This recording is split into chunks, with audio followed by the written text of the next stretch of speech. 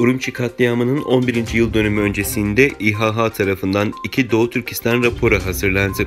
İHH İnsani ve Sosyal Araştırmalar Merkezi İnsamer tarafından Doğu Türkistan'da toplama kampları adım adım soykırım raporu hazırlandı.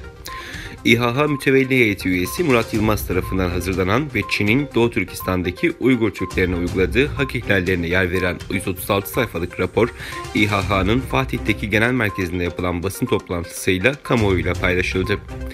İHH Genel Başkanı Bülent Yıldırım, raporun sunumu öncesinde yaptığı açıklamada, bölgede yıllardır uygulanan durumun daha iyi anlaşılabilmesi için raporda birçok açıdan bilgi ve belgeye yer verildiğini belirterek, Doğu Türkistan'da yaşanan hak ihlallerine karşı Müslümanların daha fazla ses çıkarması ve medyanın konuya daha duyarlı olması çağrısında bulundu. Doğu Türkistan'da bir yandan insanların dönüştürülmesi için baskılar sürerken bir yandan da Uygurlara ait kültürel ve dini tüm mirasın yok edilmesi için çalışmalar hızlandırılmıştır.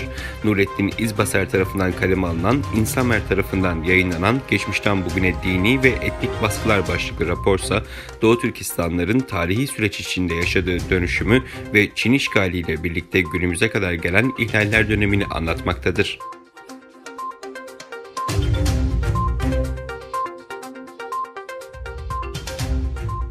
Bugün 5 Temmuz 2020, Doğu Türkistan'ın başkenti Urumçi'de Çin güvenlik güçleri ve silahlı paramilislerin barışçıl gösterilere kanlı müdahalesinin 11. yıl dönümü.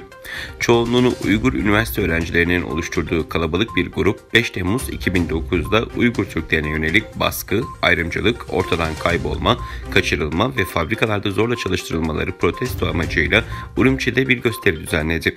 Uluslararası Af Örgütü, İnsan Hakları İzleme Örgütü ve diğer uluslararası insan hakları örgütlerinin barışçıl olarak tanımladığı eylemleri otoriteye başkaldırı ve isyan olarak değerlendiren Çin Komünist Partisi gösterilere çok sert yöntemlerle müdahale etti. Görgü tanıkları göstericilerin Çin Komünist Partisi tarafından bilinçli olarak tahrik edildiğini, sivil görünümlü kişilerin eylemcilerin arasına girerek gösterileri hedefinden saptırmaya çalıştığını belirtti.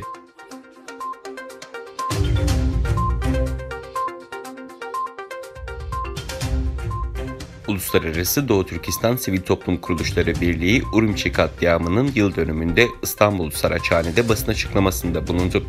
Ayrıca Saraçhane'de 5-7 Temmuz tarihleri arasında Urumçi katliamına ilişkin bir resim sergisi olacak. Öte yandan 5 Temmuz 2009 Urumçi katliamının 11. yıl dönümü dolayısıyla ABD'nin başkenti Washington'da protesto gösterisi gerçekleştirildi, basın açıklaması yapıldı. Açıklamada uluslararası toplumu Çin'in Doğu Türkistan'daki vahşetlerini soykırım olarak tanımaya ve 21. yüzyıldaki Holocaust'u durdurmak için harekete geçmeye çağırıyoruz ifadeleri kullanıldı. Ayrıca Almanya'nın Münih ve Belçika'nın Brüksel kentlerinde de protesto gösterileri düzenlendi. Doğu Türkistan Cumhuriyet Partisi tarafından Brüksel'de gerçekleştirilen gösteride Avrupa Parlamentosu'na ABD'nin yaptığı gibi bir Uygur yasası çıkarması çağrısı yapıldı.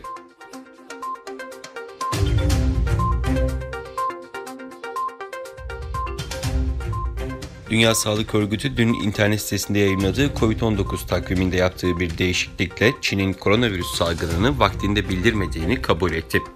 Dünya Sağlık Örgütü'nün internet sitesinde salgının başlangıcını ve yayılmasını gösteren takvimde ilk tarih olarak görülen 31 Aralık 2019'da daha önce Wuhan Yerel Sağlık Komisyonu bir grup zatürre vakasını rapor ettiği ifadeleri yer alıyordu. Sitede şimdiki ifade ise Dünya Sağlık Örgütü'nün Çin'deki ofisi Wuhan Yerel Sağlık Komisyonu'nun web sitesinde yer alan virüsük zatürre vakalarıyla ilgili basın açıklamasını tespit etti denildi.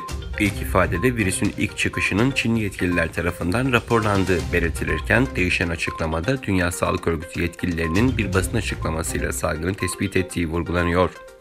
ABD basınındaki haberlere göre Çin aslında salgının çıkışını Dünya Sağlık Örgütü'ne hiç haber vermemiş.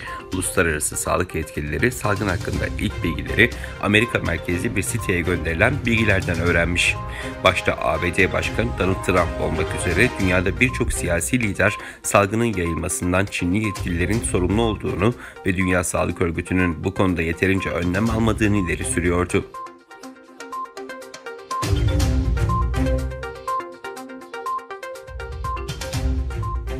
ABD Başkanı Donald Trump, artan koronavirüs vakalarına rağmen binlerce kişinin katılımıyla düzenlenen Bağımsızlık Günü kutlamalarında konuştu. Trump, ırkçılık karşıtı eylemcileri Amerikan tarihini yok etmeye çalışmakla itham etti. Trump 4 Temmuz Bağımsızlık Günü kutlamaları çerçevesinde Güney Dakota'daki Rushmore Dağı anıtı önünde toplanan binlerce kişi için bir konuşma yaptı.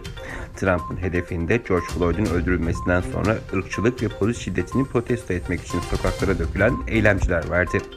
ABD Başkanı ırkçılığa karşı adalet talep eden eylemcilere atıfta bulunarak tarihimizi yok etmeye, kahramanlarımızı itibarsızlaştırmaya, değerlerimizi silmeye ve çocuklarımızın beynini yıkamaya çalışan acımasız bir kampanyaya tanık oluyoruz dedi.